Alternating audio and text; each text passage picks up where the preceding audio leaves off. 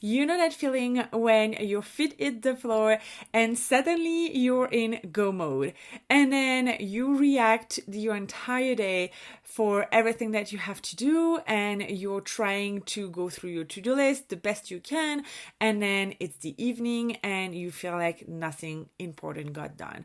Well, that used to be me until I started doing a 10-minute morning routine that gives me structure, and that also helps me show up intentionally and authentically during my day because I know where I'm going for my day. First thing first, I'm not a morning person, so I am sleeping until I can't do it anymore, and I have to go to prep my kids, or like my kids are screaming at me that they need breakfast. So this thing that I'm doing and this process that I'm going to share with you today is something that I do after my kids are fed and dressed and at school if it's on school day.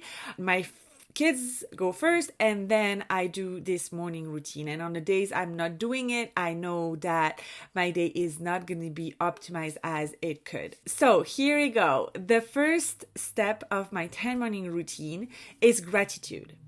And this really helps me train my reticular activating system, this part of our brain at the back here that filters what's happening in our life. By training your reticular activating system to see more of the good things that are happening in your life, you will notice that you are seeing more and more of the small things that you're grateful for. So every morning I list 5 things that I'm grateful for, and I'm trying to make it as small things as possible, like a longer hug or something fun that my kids told me at drop off, or a special ray of sunshine coming through the kitchen in the morning, something like this that I noticed during the last day that really brought me joy, made me happy, and I'm grateful for. So I list these 5 things first.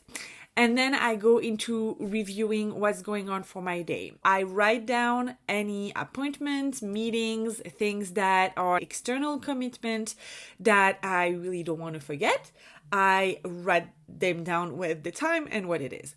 And then I look at my calendar and what I've scheduled for the day, and I decide on the top 3 things that I'm going to do for the day. So for example, today, making a YouTube video was on my top 3. So here am I recording a YouTube video.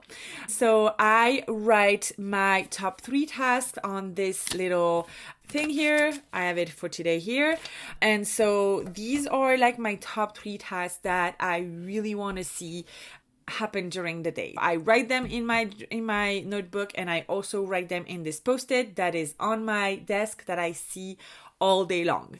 Then I go into my affirmation or powerful thoughts, and I have 4 right now that I'm writing down, and these are the things that I really want my brain to process, and I want these to be my beliefs, and I want to write them down every single day because I want my brain to think that by default. I recommend having your powerful thoughts and practicing it every day for at least 2 months until it's really like, when you're thinking about it, it's just become normal. Like there is no other question. I'm the best mom for them. This is my first thing that I write. This is something that I want myself to believe and know that is true. And so I'm writing these things down every single day. If an I am statement is too strong, you can also change it to I am capable of, and the things that you want to see happen in your life. So find things that really breathe belief and hope and joy into you, and write them down every morning. And then I decide on an I am statement for the day. And this can be different every day. Some day I want to be specifically focused. Sometimes I want to be more present because it's a day that I have more like meetings or things that I'm doing with my kids. Some days I know that I need to be super efficient. So I'm writing I am efficient. This is an I am statement that you want to be able to remember for the entire day and remind yourself when you feel like you're losing control. So take a step back and say, okay, well, this morning I intentionally decide that today I'm going to be calm, because you know that it's going to be a crazy day. So take a deep breath and remind yourself that you can be calm. And then when I've gone through all of this, it's probably roughly like 6 to 8 minutes, depending on the days.